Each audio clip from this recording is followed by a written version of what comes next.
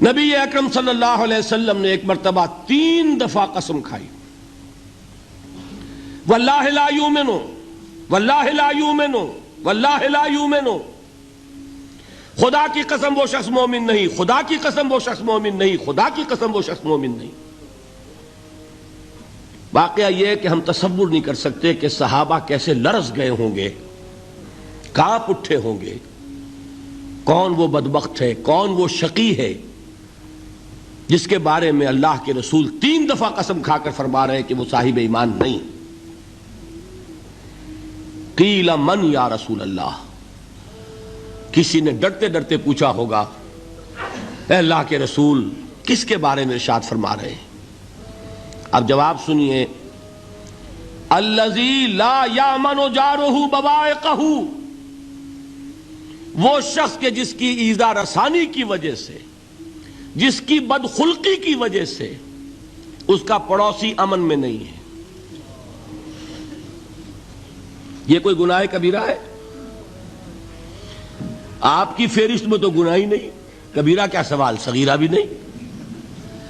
زیادہ آپ یہ کہیں گے کہ ذرا بد اخلاقی ہے، کج خلقی ہے، بس اچھا کردار کا معاملہ نہیں ہے، یہ کہیں گے، گناہ کی فہرست میں نہیں آئے گی بات۔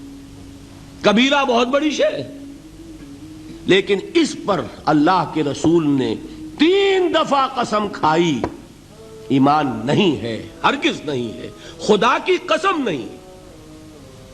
اب بتائیے ایمان اور عمل علیحدہ ہو جائیں گے کیا؟ یہ ہے مسئلہ جو امام بخاری کے سر پہ ہے۔ اور سنیے، فرمایا حضرت انس ابن مالک نے، یہ روایت جو میں نے آپ کو ابھی سنائی ہے یہ کوئی ایسی ویسی روایت نہیں ہے، متفق علیہ ہے، بخاری اور مسلم دونوں میں موجود، اس سے اونچا درجہ روایت کا ہے ہی نہیں۔ راوی کون؟ ابو ہریرہ رضی اللہ تعالی، ان کی والدہ لے کر حاضر ہو گئیں، یہ بچہ حضور آپ کی خدمت میں رہے گا، آپ کی خدمت کرے گا، آپ کے پاس رہے گا، ٹھیک ہے۔ وہ حضور کے خادم خاص ہیں، جیسے ذاتی کوئی ہوتا ہے معاملات میں مدد کرنے والا، خدمت کرنے والا، وہ ہیں انس ابن مالک۔ چونکہ ان کا تعارف ہو گیا ہے رضی اللہ تعالیٰ عنہ، تو ایک بات پہلے اور سنا دوں،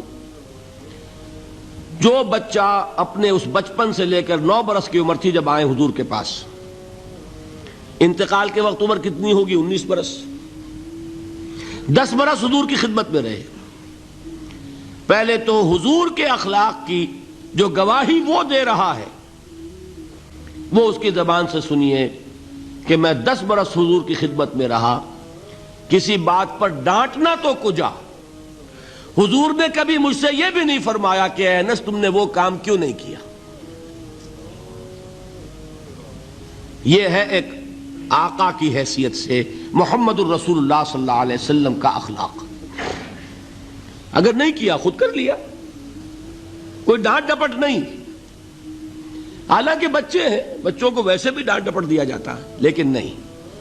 اب ان صحابی کی ایک گواہی سنیے، قلما خطبنا رسول اللہ صلی اللہ علیہ وسلم الا قال، فرماتے ہیں کہ شاذ ہی کبھی ایسا ہوا ہوگا کہ حضور نے کبھی خطبہ ارشاد فرمایا ہو اور اس میں یہ الفاظ نہ ہو۔ الفاظ سمجھ رہے؟ جب بھی خطبہ دیتے تھے آپ یہ الفاظ ضرور فرماتے تھے، شاذ کبھی رہ جائے تو رہ جائے، قلما خطبنا رسول اللہ صلی اللہ علیہ وسلم الا قال، کیا فرمایا؟ لا ایمان لمن لا امانت لہ ولا دین لمن لا عہد لہ، جس شخص میں امانت داری نہیں اس کا کوئی ایمان نہیں، جس میں ایفائے عہد نہیں اس کا کوئی دین نہیں۔ بنا پھرتا ہو وہ دیندار، بنا پھرتا ہو وہ صاحب ایمان اور امتی حضور کا، امانت داری نہیں تو ایمان نہیں، ایفائے عہد نہیں تو دین نہیں۔ کس کا فرمان ہے؟ کسی آج کے زمانے کے مفتی کی بات نہ سمجھ لیجئے گا کہ جس کو آسانی سے آپ چاہیں تو رد کر دیں، یہ محمد الرسول اللہ صلی اللہ علیہ وسلم کا فرمان۔ اور سنیے پھر ایک متفق علیہ روایت بخاری اور مسلم کی، راوی پھر کون ہے؟ ابو ہریرہ رضی اللہ تعالیٰ عنہ۔ فرماتے حضور نے ارشاد فرمایا لا یزنی الزانی حین یزنی وہو مومن ولا یسرق السارق حین یسرق وہو مومن ولا یشرب الخمر حین یشرب وہو مومن. کوئی زانی حالت ایمان میں زنا نہیں کرتا. کیسے ممکن ہے؟ ایمان ہو اور زنا ہو جائے، پھر وہ ایمان دھیلے کا ہوا؟ کیا قدر و قیمت اس ایمان کی؟ وہ تو اٹھا کر پھینک دینے کی چیز ہے. ایمان اور اخلاق پہ اثر انداز نہ ہو، ایمان اور کردار کو نہ بدلے، ایمان اور عمل کو نہ بدلے تو کس مرض کی دوا؟ پھینکو اٹھا کر. نہیں ممکن کہ ایمان ہو اور زنا ہو، نہیں ممکن کہ ایمان ہو اور چوری ہو. لا یسرق السارق حین یسرق وہو مومن. کوئی چور حالت ایمان میں چوری نہیں کرتا، کوئی شرابی حالت ایمان میں شراب نہیں پیتا. ولا یشرب الخمر حین یشرب وہو مومن.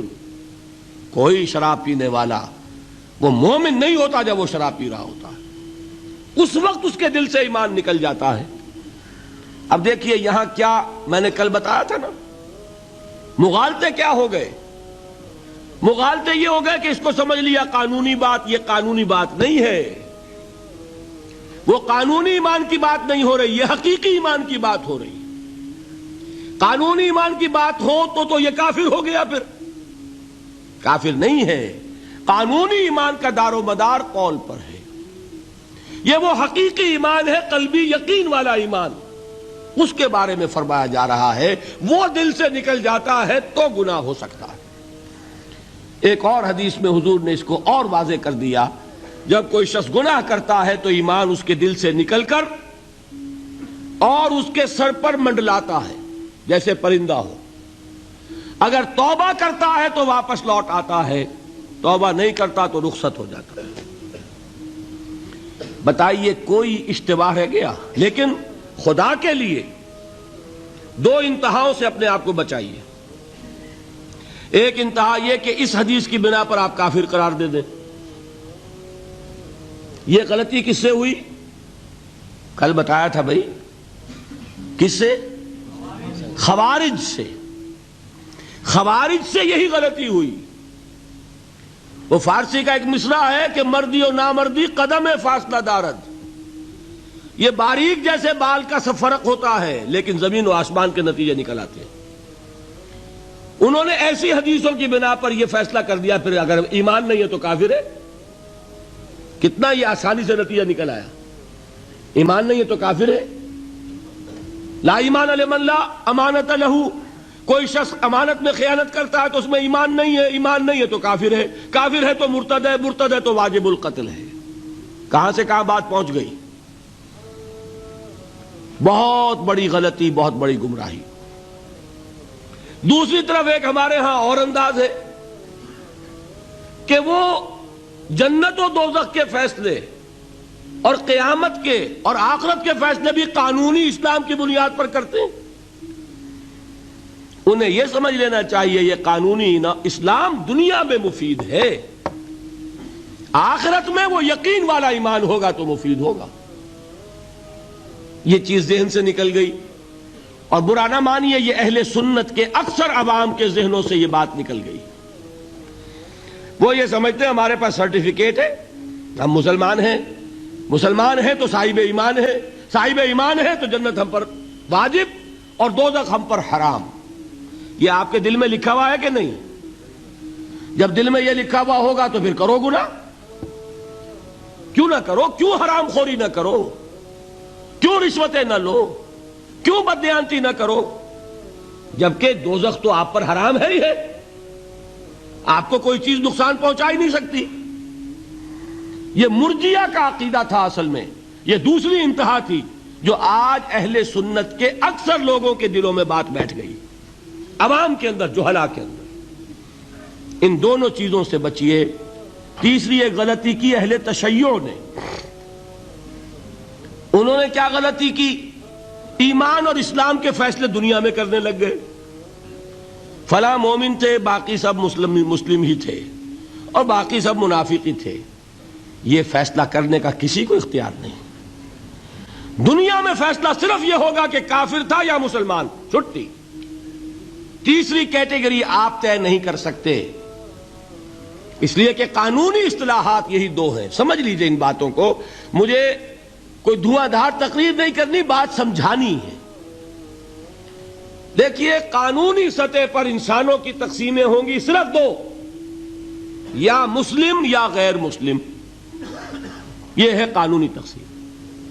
اب جو مسلم ہے وہ مومن بھی ہو سکتا ہے، وہ منافق بھی ہو سکتا ہے، بات سمجھ رہے؟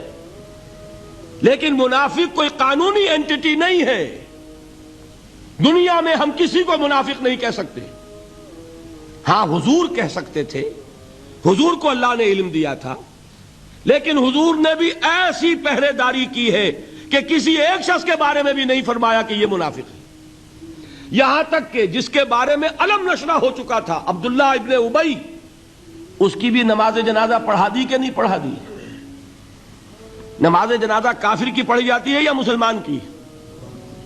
اس کا مطلب ہے عبداللہ ابن ابی کو بھی حضور نے آخری وقت تک مسلمان تسلیم کیا۔